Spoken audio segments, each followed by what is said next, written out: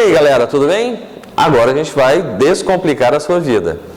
Bom, muitas perguntas chegam até mim falando sobre um problemão, que é justamente gasometria.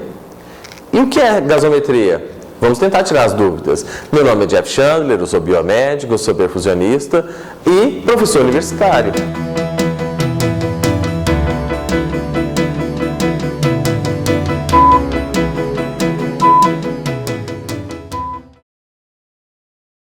E, para que vocês não esqueçam, vamos usar uma analogia. Que analogia a gente vai utilizar?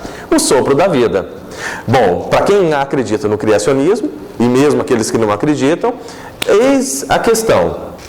Um belo dia, um ser onipresente criou algo à sua imagem e semelhança. E para que esse ser ganhasse vida, ele precisou fazer o quê? Lembram? Não? O sopro da vida. E o que é esse sopro da vida? É justamente o que nós precisamos para ser mantidos vivos.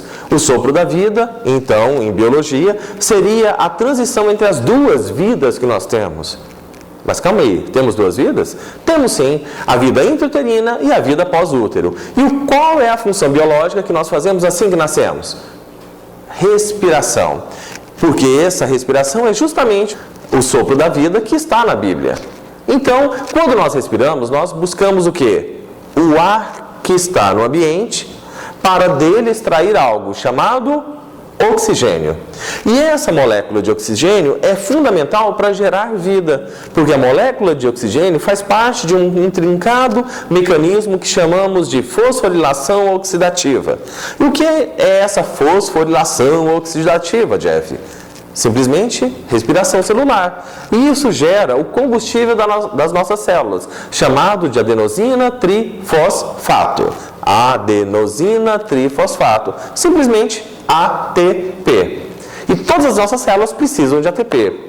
Ocorre que a quantidade de oxigênio que nós precisamos e aquilo que a gente consome nos dá um equilíbrio. Se nós não respirarmos adequadamente, nós não conseguimos pegar o oxigênio para nosso corpo e com isso ficamos com o resto metabólico, chamado de CO2. Essa molécula de CO2, quando nós não respiramos adequadamente ou quando temos um impedimento de captar o oxigênio, se acumula no nosso corpo. E esse CO2 se liga a hidrogênio, formando uma molécula de ácido. Que ácido? Ácido carbônico.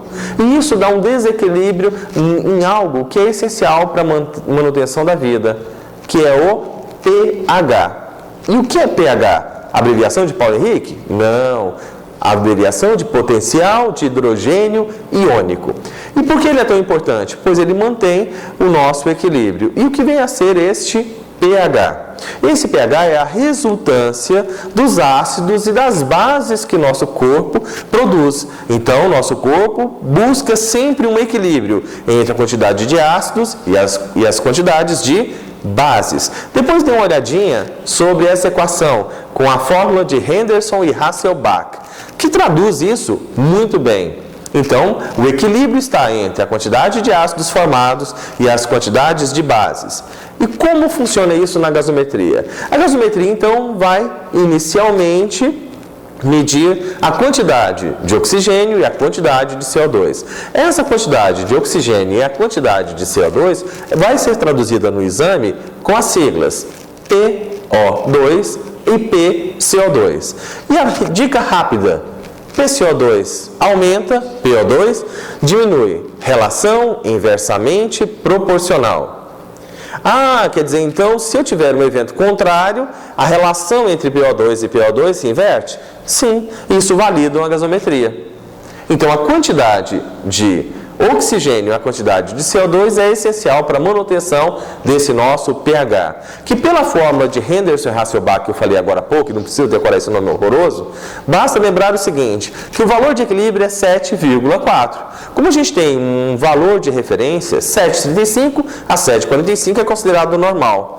Abaixo desse valor, nós entramos nos distúrbios ácidos, acima de 7,45 nos distúrbios básicos, que damos os nomes de acidoses ou alcaloses.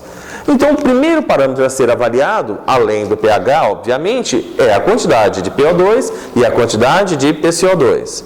Mas aí eu só tenho um parâmetro, que é o parâmetro respiratório. O segundo parâmetro a ser observado é aquilo que o nosso corpo compensa. E a compensação se dá pela retenção de bicarbonato, o HCO3. O bicarbonato, essa função será o quê? De tamponar o sangue quando há excesso de ácido carbônico. E quem faz isso? O próprio pulmão? Não. Aí está a pegadinha, porque é o seu rim que faz isso. O seu rim, então, começa a reter o bicarbonato. Com isso, na gasometria, nós vamos achar mais dois parâmetros, HCO3 e uma outra medida, da sigla em inglês, Base Excess. Então, aparece no exame uma sigla chamada BE, que é o excesso de bases. Qual a conclusão que nós tomamos, então?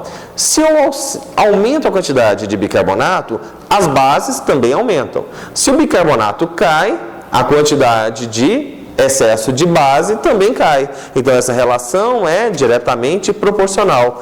O inverso da PO2 e da PCO2, que é inversamente proporcional. Primeira relação respiratória, inversamente proporcional. Compensação metabólica, diretamente proporcional. Bicarbonato e Base-Excess. Com isso, nós conseguimos manter o quê? O equilíbrio do pH plasmático, que é 7,4.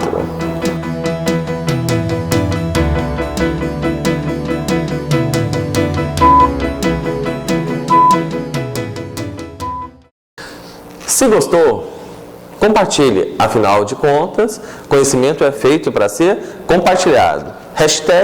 #Descomplicando com o professor Jeff.